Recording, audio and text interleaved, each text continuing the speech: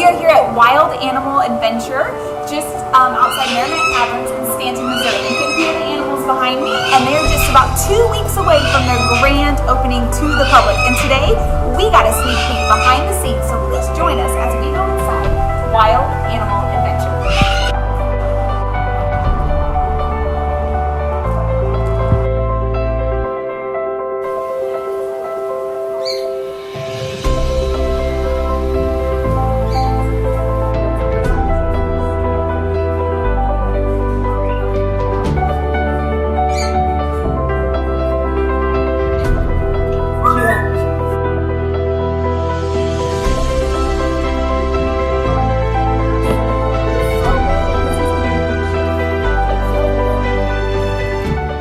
Just come through the aquarium in the reptile area, and then you enter this park. And the park is so very unique. It's very family oriented.